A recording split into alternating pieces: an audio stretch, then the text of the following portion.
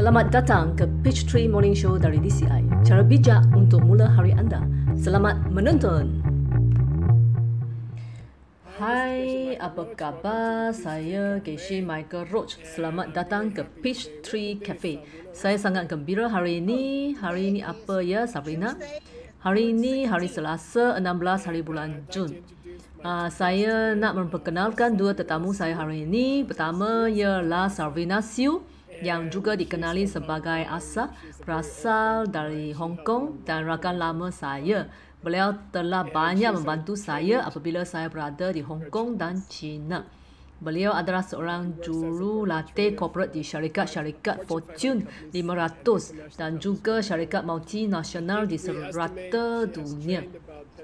Kami menganggap beliau telah melatih lebih kurang 10,000 orang dan beri bimbingan kepada 1,000 orang di 30 lokasi di seluruh dunia. Sekarang beliau banyak meluangkan masa membantu DCI Tour di Asia dan China. Dan sementara itu bekerja rapat dengan kumpulan DCI di Hong Kong. Kami juga ada seorang tetamu lagi, iaitu Anai Luis dari Bandar Mexico. Selamat datang.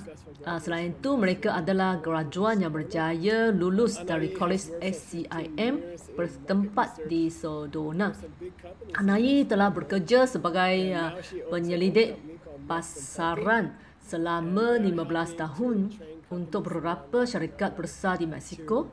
Sekarang beliau adalah pemilik syarikat Max Consulting dan mereka melatih syarikat lain di Latin Amerika untuk mempelajari sistem DCI dan melaksanakan sistem ini. Beliau juga banyak membantu memperkenalkan sistem DCI di bandar Mexico. Sebenarnya anda telah menganjurkan ceramah level 1 yang terbesar dalam sejarah di bandar Mexico. Saya ingin berterima kasih untuk tu. Juga membantu ramai orang. Kemahiran kemajuan tu. Pengacara hari ini ialah Sabrina. Marilah kita mula. Terima kasih. Ini adalah Casey Michael Roach, pengasas DCI dan juga pemilik Peachtree Cafe. Hari ini kami ada satu soalan yang agak menarik. Saya juga hendak mengetahui jawapannya. Soalannya diajukan oleh Chi Hao dari Singapura mengenai projek baru. Biar saya tunjukkan soalan ini. Selamat pagi kepada Casey Michael dan tetamu terhormat. Nama saya Chi Hao. Saya berasal dari Singapura.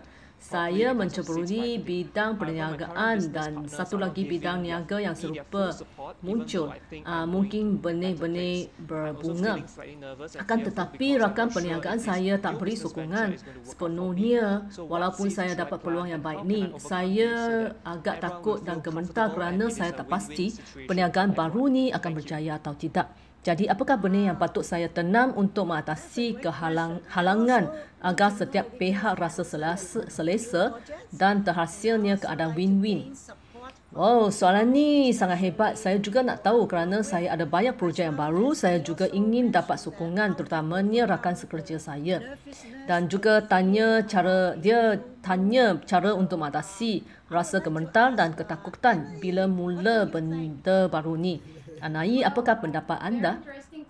Soalan ni betul-betul menarik. Saya berpendapat ada dua cara untuk dapatkan sokongan.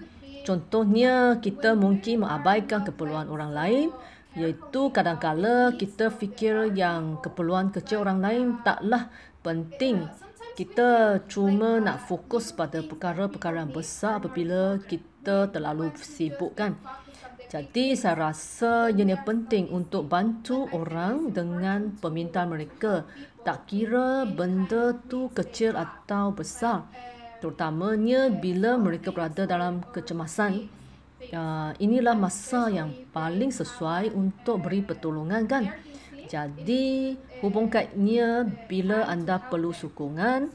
Ada juga orang yang beri sokongan kepada anda, terutamanya dalam kumpulan anda. Fikirkan, ada tak siapa yang telah diabaikan?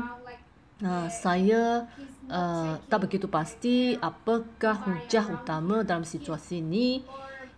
Ini mungkin satu topik tentang komunikasi juga. Mungkin dia dapat bisnes baru ni sebagai peluang yang hebat. tapi tak dapat terangkan hujani kepada kumpulannya. Jadi bolehlah lihat dari segi benih-benih, perhatikan apa ataupun sama ada dia mungkir janji. Contoh, dia berjanji akan bertelefon seseorang tapi tak. Ni adalah perkara yang biasa berlaku. Jadi bila kita tak percaya kepada seseorang, kita boleh fokus kepada dua jenis benih. Inilah pendapat saya. Apakah pendapat anda, ya? Ya, saya fikir saya juga pernah berbuat kesilapan ni. Apa pendapat anda, Sheila? Apakah yang Jihao boleh buat untuk dapat sokongan, terutamanya daripada rakan sekongsinya? Saya rasa saya pernah alami keadaan ni. Apa yang saya dengar dari Jihao, dia bekerja untuk sebuah syarikat dan sekarang dapat peluang kerja dari satu lagi syarikat. Mungkin syarikat ni dari industri yang sama. Jadi duka citanya secara semula jadi juga rakan kongsinya rasa yang Jihao akan berhenti kerja dan menyertai syarikat pesaing mereka tu. Mereka mungkin juga rasa cemburu. Dia akan menjadi lebih berjaya. Mereka rasa mungkin bimbang yang Jihao akan berjaya dan menarik sebahagian perniagaan dari syarikat lama ni. Saya selalu nampak keadaan ni dan kita juga ada perasaan seperti ini. Sekarang saya sedang menterjemah sebuah buku perubah. Hari ini saya dah bekerja selama 5 jam. Dia ni tentang benih-benih minda. Dan ada sebahagian besar mengenai sifat manusia, di mana bila seseorang mencapai kejayaan, kita tak rasa bahagia, kita tak rasa selesa. Ianya sesuatu perkara yang ganjil diamati manusia. Bila seseorang berjaya atau kita dengar ada kawan yang telah meraih keuntungan besar, atau dia berkahwin dengan seseorang yang agak tampan, atau anai tiba-tiba dapat suami yang bagus, kita akan berasa ganjil dan sedikit jengkel terhadap orang lain. Saya tak tahu tentang ni sifat manusia. Bagaimana kita boleh ubah, ya, Sarina? Wow, anda bertanya soalan yang bagus, sebab ada kalanya saya hendak berasa gembira untuk kawan-kawan saya. Seperti yang anda kata, ia adalah sifat manusia yang bercanggah. Terutamanya mereka adalah kawan-kawan anda, bukan orang asing. Ada kalanya kita lebih mudah rasa gembira untuk orang yang lain, tapi kawan baik atau orang yang dekat dengan kita mungkin bertanya, oh, kenapa ia boleh dapat dan saya tak dapat? Telah menjadi satu perbandingan, ya. Dan satu perkara yang saya pelajari dari DCI, benih iri hati ni menyebabkan projek kami tak berjaya. Ia menanggukkan saya. Saya ingati saya setiap kali. Saya tak boleh rasa gembira untuk orang lain. Sebenarnya saya tertanam benih untuk kegagalan saya sendiri. Ia menakutkan saya. Walaupun keadaan ni menakutkan, tapi pada masa yang sama saya boleh berubah fikiran. Tunggu sebentar, saya dapat lihat orang ni dapat teman lelaki yang tampan. Saya sepatutnya rasa gembira sebab apa yang saya lihat juga datanglah dari diri saya, kan. Orang ni adalah bunga ketika saya, seperti bunga yang kita nampak sebelah nayi. Itulah cara saya berubah. Cara saya imbangi rasa iri hati atau rasa tak dapat bergembira untuk seseorang tu. Jadi, apakah pendapat anda, Anai? Boleh bagi tips lain, ya? Ya, saya fikir benih iri hati ni tak terjadi dalam situasi yang getir, tapi ianya berlaku secara halus. Seperti yang dikatakan, ada segelintir masa anda tak rasa gembira, bukan cakap buruk atau henti membantu mereka, tapi dalam minda anda secara diam-diam anda tak rasa gembira. Benda ni kuat ya, sedikit emosi yang kuat. Jika pemikiran ni tak dijaga, ia akan tanam benih. Anda tak dapat nampak kaitan dengan benih-benih buruk anda. Tapi dengan membuat meditasi, adanya perhatian, saya banyak menggunakan cara meditasi untuk tolong ingatkan saya bila saya nampak saya ada pemikiran dan perasaan sebegini. Ia agak bagus sekali kerana apabila anda tengah buat kerja, tiba-tiba dia akan mengingatkan kami dengan bunyi seperti bip bip bip bip bip. Bila anda ada fikiran yang tak baik, kadang-kadang sesuatu yang sangat halus sahaja ya. Dia dipanggil sistem penggerak. Ya. Kalau kita tak dapat sokongan dari orang lain, kita harus berhenti seketika dan fikir bagaimana kita boleh sokong orang lain dulu ya. Kerana sifat dasarnya ia datang dari jenis yang sama. Saya suka tanya soalan seperti apa Cihao boleh tanam untuk dapat benih sokongan tertentu dalam situasi ini. Ia kelihatan seperti sesuatu persaingan. Jadi kan apakah benih sokongan tertentu yang Cihao boleh tanam ya? Saya dalam proses menukarkan tanggapan lama saya melihat pesaing sebagai sesuatu yang tak baik. Sebenarnya mereka adalah tempat yang sangat baik untuk kita tanam benih kerana mereka juga hendak benda-benda yang sama seperti kita. Kita semua adalah sama. Mereka nampak peluang yang sama. Kita kata mereka pesaing. Tidak lah. Mereka adalah tempat yang bagus untuk kami tanam benih dengan membantu mereka. Ini memang sangat susah pada permulaannya. Jadi saya rasa kita boleh ambil langkah yang kecil untuk tolong perniagaan mereka atau berkongsi maklumat produk mereka ataupun beli produk mereka untuk bantu mereka menjadi lebih berjaya. Ini agak susah pada mulanya dan kena cuba. Tapi dulu saya juga berkedut dengan emosi ni. Tapi kini saya dah rasa senang membantu mereka. Saya ada pengalaman yang sama membantu pesaing saya juga. Sebagai perunding latihan dalam pasaran terbuka ini, jika saya tak ambil klien ni, orang lain akan ambilkan. Saya masih ingat setelah saya belajar sistem ini, saya tahu apa yang saya nak. Saya perlu bagi pada orang lain dulu kan. Jadi saya beri kepada pesaing saya ialah benih yang kuat kan. Jadi apa yang saya buat ialah saya dapat tahu ada seseorang perunding yang baru mula bisnesnya. Apa yang dia mahu ialah perniagaan dan dapat kerja rundingan pertama.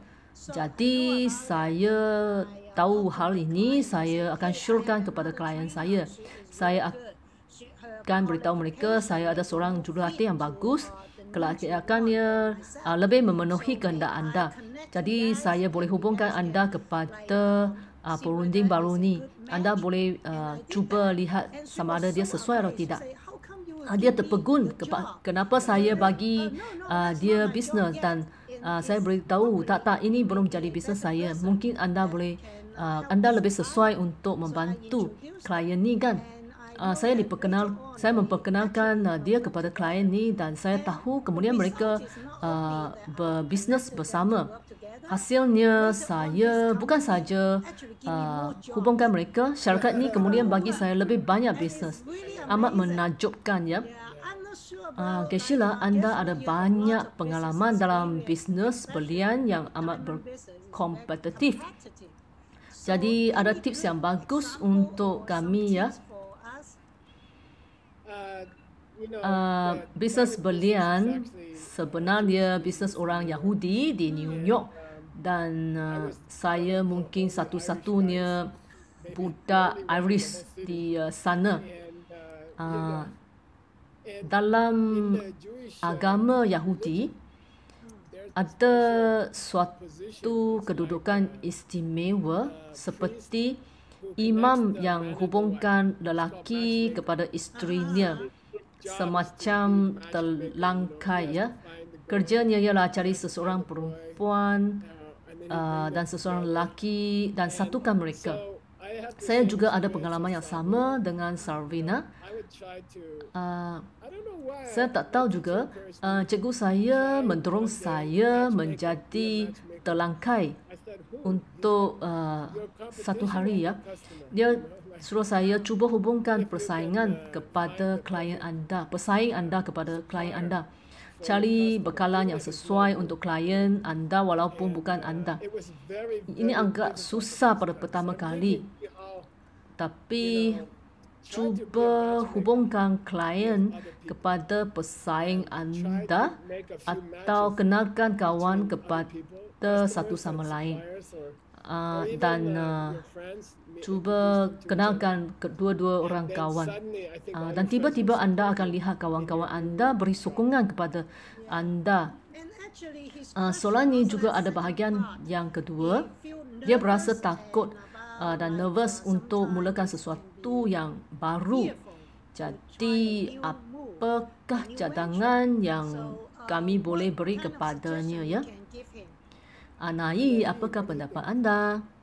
Saya rasa menepati janji menjadi satu benih yang kita boleh tanam untuk tingkatkan keyakinan kita, kerana kita ada kepercayaan kepada orang lain. Saya juga sedang berusaha dalam hal ini. Dalam budaya saya, kami kata kami akan buat tetapi kami pula tak buat ya. Saya rasa bukannya budaya anda saja, budaya seluruh dunia. Sheila, apakah pendapat anda? Saya percaya jika anda cuba buat orang lain lebih berjaya, ketakutan anda akan hilang. Anda akan berasa yakin. Dulu saya rasa takut. Saya tak berani bercakap di hadapan orang ramai. Guru saya mendorong saya menjadi telangkai, menyatukan orang lain, membantu orang lain menjadi berjaya. Dan lepas tu saya berasa yakin untuk buat projek dan sebagainya. Bagi saya juga berasa begitu. Kadang-kala saya rasa takut cuba sesuatu yang baru. Apa yang saya buat ialah beri bimbingan kerjaya. Mungkin Cihau boleh bantu seseorang pelepasan college yang fikirkan arah tuju baru dan kerjayanya. Mereka adalah tempat yang subur untuk kita tanam benih. Dalam bidang kerjaya, saya dengar apa mereka nak beri motivasi dan beri sokongan untuk mereka dapat tuju yang baru kan. Kadang-kala ini membantu saya buat keputusan. Saya memberi motivasi dan sokongan kepada mereka yang baru pelepasan college tu. Jadi kadang-kala ini membantu saya buat keputusan. Saya rasa dah sampai masa untuk buat rumusan.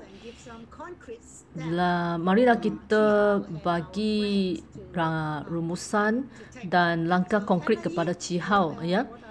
Nai, apakah pendapat anda? Untuk bahagian pertama, dia boleh menjadi seorang yang berhubung kaitkan orang lain. Yang kedua ialah menepati janji dan membantu orang lain, iaitu membantu orang lain dan menepati janji, ya. Okay, Sheila, pandangan saya sama dengan Anai. Dia dah rumuskan ni semua dengan tepat sekali. Seperti yang Sheila kata, menjadi telangkai, terutamanya dengan pesaing dan klien anda. Nasihat saya ialah untuk atasi rasa nervous, iaitu dengan membantu orang lain.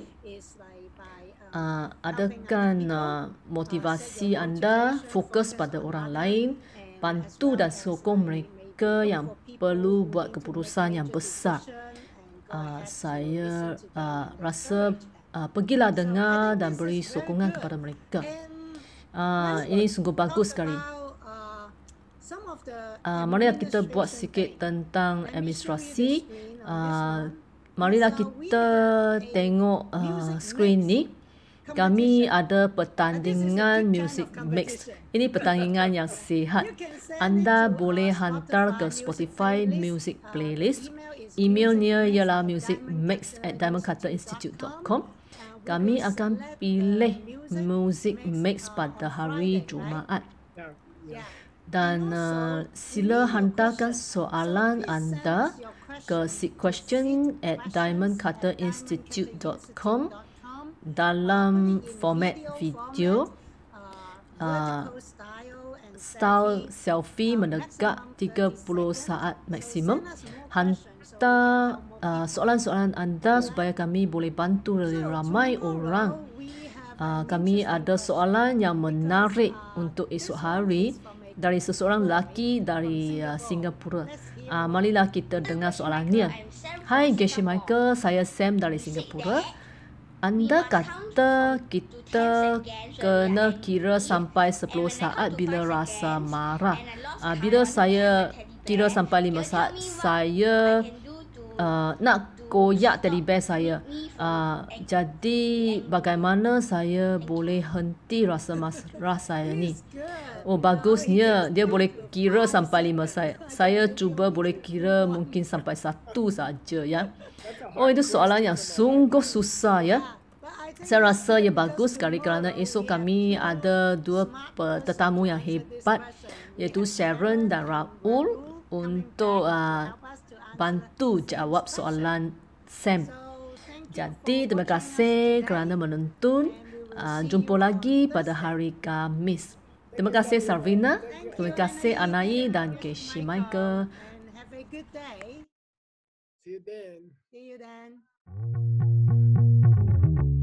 Terima kasih menonton Page 3 Morning Show. Jumpa lagi.